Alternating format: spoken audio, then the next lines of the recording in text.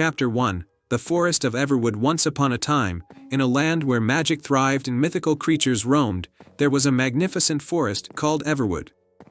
This forest was home to countless wonders, from trees that whispered secrets to streams that sparkled like diamonds. In the heart of Everwood, hidden from ordinary eyes, bloomed the enchanted rose. This rose was no ordinary flower. It held the power to grant a single, true wish to anyone who found it. In a quaint village at the edge of Everwood lived a young girl named Elara.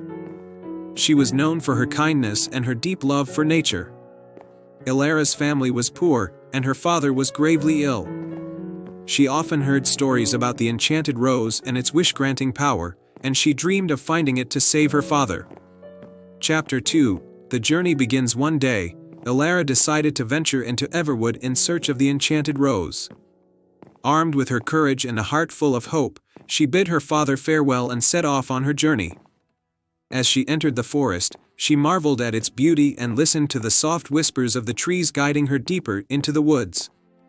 Elara's first encounter was with a talking squirrel named Nutmeg. Nutmeg, with his fluffy tail and twinkling eyes, offered to help Elara on her quest. He warned her of the forest's dangers but assured her that her pure heart would protect her. Chapter 3 The First Trial. As they ventured deeper, Elara and Nutmeg reached a glistening lake guarded by a wise old turtle named Tiberius. To cross the lake, they needed to solve a riddle. I speak without a mouth and hear without ears.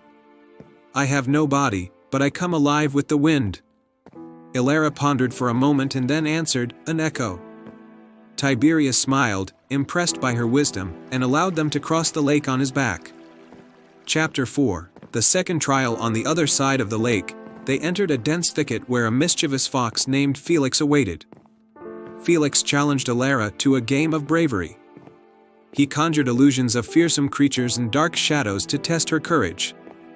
Elara, holding Nutmeg close, faced each illusion with unwavering resolve. She knew that her love for her father and her determination to save him were stronger than any fear. Seeing her bravery, Felix bowed and granted them passage.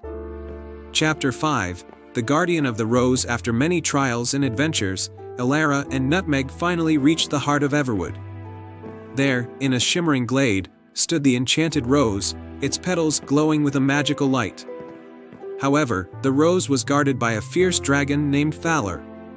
Thaler was enormous, with scales that glistened like emeralds and eyes that blazed like the sun. He challenged Elara, saying, only one with a pure heart and selfless intent can take the enchanted rose. What is your wish, young one?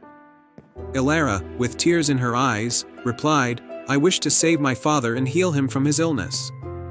My only desire is to see him well again.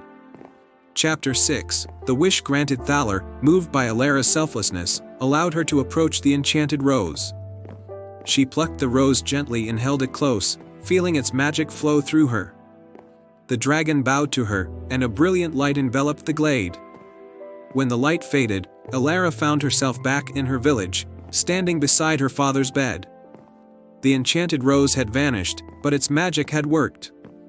Her father awoke, healthy and strong, smiling at his beloved daughter. Chapter 7 A new beginning. Word of Elara's bravery and the enchanted rose spread throughout the village and beyond. She was celebrated as a hero, not just for saving her father, but for her courage, wisdom, and selflessness. Everwood, once mysterious and feared, became a symbol of hope and magic. Elara continued to care for her father and the villagers, always remembering the lessons she learned in Everwood. She knew that true magic came from within, from a heart full of love and a spirit of kindness. And so, the tale of Elara and the enchanted rose of Everwood was told for generations, a reminder that the purest wishes come true when guided by selflessness and courage. The end.